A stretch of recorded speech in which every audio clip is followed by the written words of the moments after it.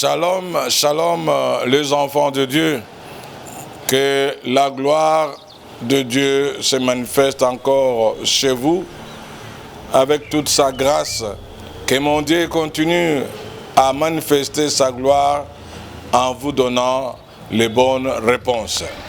Soyez bénis tous au nom de Jésus-Christ. Mes bien-aimés dans le Seigneur, aujourd'hui, nous allons parler des choses que Dieu fait.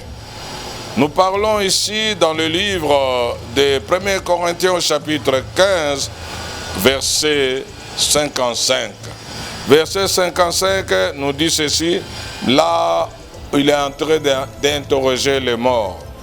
Ô mort, où est ta victoire? Ô mort, où est ton aiguillon?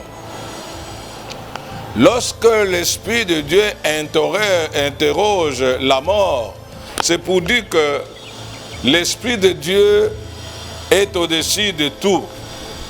Parce que nous savons que le pour vaincre depuis la nuit de temps, c'est lorsqu'il parvenait à séduire les hommes de Dieu, les envoyés de Dieu, afin de pouvoir les amener à la mort.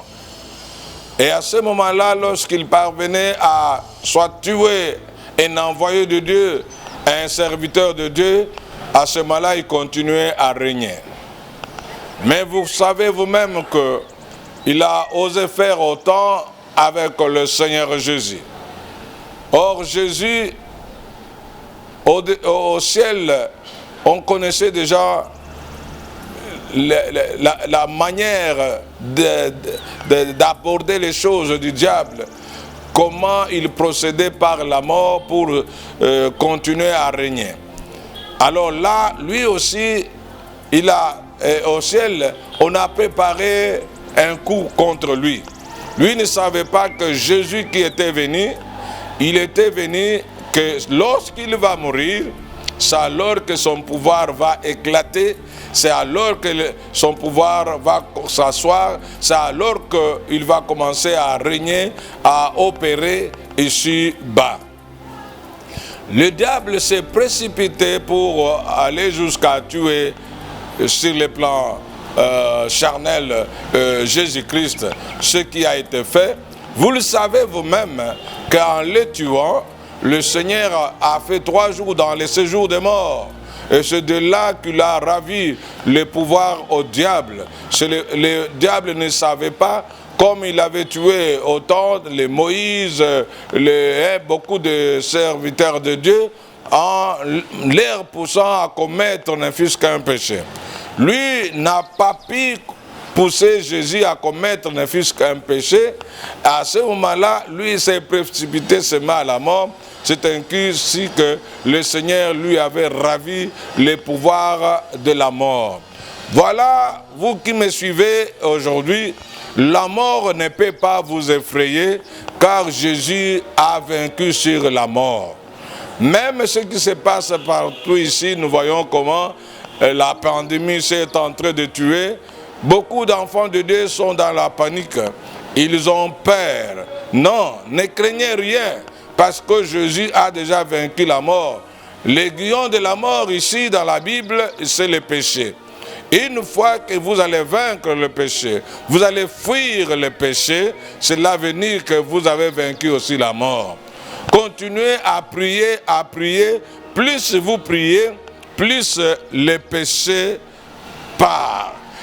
Plus vous priez, plus vous abandonnez le péché. Plus vous priez, plus le désir charnel vous abandonne. C'est à ce moment-là que le diable aussi ne sait pas automatiquement ni te tuer, parce qu'il n'a rien à vous accuser. Parce que vous priez et que le Seigneur est avec vous, c'est lui qui a vaincu la mort. Et voilà, dans la Bible, on interroge, ô mort, où est ton aiguillon? L'aiguillon de la mort, c'est le péché. Vous devez savoir, l'aiguillon de la mort, c'est comme une piqûre. Pour qu'il tue, il doit te pousser dans le péché. Toi, tu dois prier aujourd'hui que tu abandonnes ces péchés qui te collent. Abandonner les péchés. Et priez, priez que le Seigneur vous aide à abandonner la colère, à abandonner la jalousie, la haine, le mensonge, le vol, l'impudicité, tout ce qui est négatif, la calomnie. Tu dois continuer à demander à Dieu et qu'il vous aide afin que vous puissiez abandonner ce milieu et cette mode de vie, afin que la mort puisse aussi vous fuir. Au nom de Jésus-Christ, lui a vaincu la mort. Il a vaincu la mort parce qu'il vient de nous révéler que ce qui peut tuer, c'est cette vie de péché. Abandonnez cette vie de péché. Demandez à Dieu de vous donner la capacité de pouvoir abandonner, de vivre la gloire de Dieu, de vivre la parole de Dieu, de marcher selon la parole, de vivre la gloire de Dieu. Voilà au moins ce que le Seigneur a voulu que je partage avec vous. Faites que son nom soit glorifié encore dans votre vie. Continuez maintenant à renouveler votre confiance en Jésus-Christ.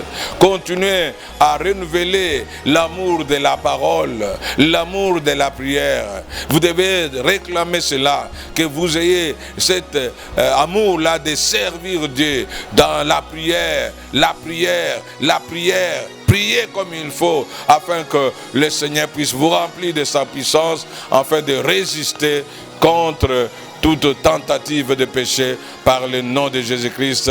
Soyez bénis, soyez guéris, soyez délivrés, soyez réconfortés par le nom de Jésus-Christ. Amen. Partagez toujours, partagez ces images avec de tierces personnes. Dieu vous bénira toujours. Soutenez aussi ces émissions en utilisant le numéro qui est au bas de l'écran. Que mon Dieu vous bénisse. Amen.